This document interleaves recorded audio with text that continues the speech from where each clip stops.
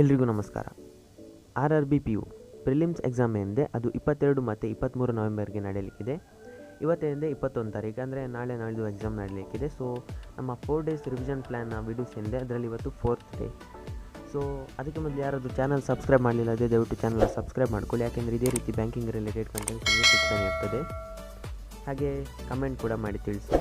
ಹಾಗೆ ರೀಸನಿಂಗಲ್ಲಿ ಒಂದು ಇನ್ಇಕ್ವಾಲಿಟಿ ಒಂದು 25, ಸಿಲೋಜಿಸಮ್ 25, ಬ್ಲಡ್ ರಿಲೇಷನ್ ಒಂದು 10, ಡೈರೆಕ್ಷನ್ 10. ಮತ್ತು ನಿಮ್ಗೆ ಯಾವುದಾದ್ರೂ ಡಿಫಿಕಲ್ಟ್ ಅನಿಸಿದರೆ ಅದನ್ನು ಸ್ವಲ್ಪ ನೋಡಿ, ಜಾಸ್ತಿ ನೋಡಿದರೆ ಮೈಂಡೆಲ್ಲ ಕನ್ಫ್ಯೂಸ್ ಆಗ್ಬೋದು. ಅದಕ್ಕೆ ಒಂದು ಸ್ವಲ್ಪ ನೋಡ್ಕೊಳ್ಳಿ, ಇದರಿಂದ ನಿಮಗೆ ಸ್ವಲ್ಪ ನೆನಪಾಗಲಿಕ್ಕೆ ಕೂಡ ಇರ್ಬೋದು ಎಕ್ಸಾಮಲ್ಲಿ. ಹಾಗೆ ಕ್ವಾಂಟಲ್ಲಿ ಒಂದು ಸಿಂಪ್ಲಿಫಿಕೇಷನ್ ಒಂದು 50 ಮಾಡಿ, ನಂಬರ್ ಸೀರೀಸ್ ಒಂದು 20, ಕ್ವಾಡ್ರೆಟಿಕ್ 10. ನಾವು ಇದ್ಯಾಕೆ ಹೇಳಿದರೆ ಇದೆಲ್ಲ ನಮ್ಮ ಅಂದರೆ ಎಲ್ಲ ಕ್ಯಾಲ್ಕುಲೇಷನ್ ಬೇಸ್ಡಲ್ಲಿ ಇರೋದು. ಸೊ ಕ್ಯಾಲ್ಕುಲೇಷನನ್ನು ಸ್ಪೀಡ್ ಮಾಡ್ಬೋದು ಮುಂಚಿನ ದಿವಸನೇ ಮಾಡಿದರೆ. ಹಾಗೆ ಇನ್ನೊಂದು ಏನಪ್ಪ ಅಂದರೆ, ಈಗ ನಮಗೆ ಎಕ್ಸಾಂಪಲ್ಗೆ 19 × 10 ಏನಂದರೆ ಗೊತ್ತುಂಟು 190. ಅದೇ 19 × 15 ಆದರೆ ಅದನ್ನು ಕ್ಯಾಲ್ಕುಲೇಟ್ ಮಾಡಲಿಕ್ಕೆ ತುಂಬ ಹೊತ್ತಾಗ್ತದೆ. ಅದೇ ಏನಾದರೂ ನಾವು ಸಿಂಪ್ಲಿಫಿಕೇಷನಲ್ಲಿ ಆ ಥರದ್ದು ನಮಗೆ ಇವತ್ತು ಸಾಲ್ವ್ ಮಾಡುವಾಗ ಬಂದಿರ್ಬೋದು.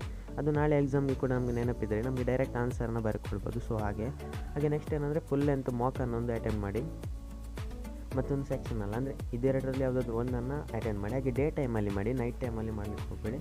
ಹಾಗೆ ಅದನ್ನು ಅನಲೈಸ್ ಮಾಡಿ, ಅಂದರೆ ಡೇ ಟೈಮಲ್ಲಿ ಮಾಡಿ ಒಂದು ಆಫ್ಟರ್ನೂನ್ ಟೈಮಲ್ಲಿ ಮಾಡಿದರೆ ನಿಮ್ಮ ಈವ್ನಿಂಗ್ವರೆಗೆ ಆಗ್ಬೋದು. ಇಲ್ಲಾಂದರೆ ನಿಮ್ಮ ಎಕ್ಸಾಮ್ ಯಾವ ಶಿಫ್ಟ್ ಇದೆ ಆ ಟೈಮಲ್ಲಿ ನೀವು ಮಾಡ್ಬೋದು. ಹಾಗೆ ಬೇಗ ಮಲಗಿ, ಅಂದರೆ ಸ್ಲೀಪ್ ಆಗಿ, ಅಂದರೆ ನಿಮ್ಮ ನಾರ್ಮಲ್ ಟೈಮಲ್ಲೇ ಮಲಗಿ, ಅಂದರೆ ಜಾಸ್ತಿ ಓವರ್ನೈಟ್ ಸ್ಟಡಿ ಮಾಡಲಿಕ್ಕೆ ಹೋಗಬೇಡಿ. ಯಾಕಂದರೆ ನಾಳೆ ಎಕ್ಸಾಮ್ ಇದೆ ಅಂತಾದರೆ ನಿಮಗೆ ತುಂಬ ಕಷ್ಟ ಆಗ್ಬೋದು. ಅಂದರೆ ನಿದ್ರೆ ಕಡಿಮೆ ಆಗಿ ಹೆಡೇಕ್ ಏನಾದರೂ ಆಗ್ಬೋದು. ಅದಕ್ಕೆ ಬೇಗ ಮಲಗಿ. ಹಾಗೆ ಮೆಡಿಟೇಟ್ ಮಾಡಿ, ಒಂದು 10 ನಿಮಿಷ ಮೆಡಿಟೇಟ್ ಮಾಡಿ. ಇದನ್ನು ನಿನ್ನೆ ವಿಡಿಯೋದಲ್ಲಿ ಕೂಡ ನಾನು ನಿಮಗೆ ತಿಳಿಸಿದ್ದೆ. ಅಂದರೆ 10 ನಿಮಿಷ ಮೆಡಿಟೇಟ್ ನೀವು ಇವತ್ತು ನೈಟ್ ಮಲಗೋ ಮೊದಲು ಕೂಡ ಮಾಡ್ಬೋದು, ಇಲ್ಲ ಬೆಳಿಗ್ಗೆ ಎದ್ದ ತಕ್ಷಣ ಕೂಡ ಮಾಡ್ಬೋದು. ಹಾಗೆ ಕಾಮ್ ಆಗಿರ್ಬೋದು, ಅದರಿಂದ ಕಾನ್ಸಂಟ್ರೇಷನ್ ಕೂಡ ಇಂಪ್ರೂವ್ ಆಗ್ತದೆ. ಹಾಗೆ ನಿಮ್ಮ ಕ್ಯಾಲ್ಕುಲೇಷನ್ ಸ್ಪೀಡ್ ಮೇಲೆ ಫೋಕಸ್ ಮಾಡಿ. ಹಾಗೆ ಅಕ್ಯುರಸಿ ಕೂಡ ಒಳ್ಳೆ ರೀತಿಯಲ್ಲಿ ನೋಡ್ಕೊಳ್ಳಿ. ಹಾಗೆ all the best friends, bye bye.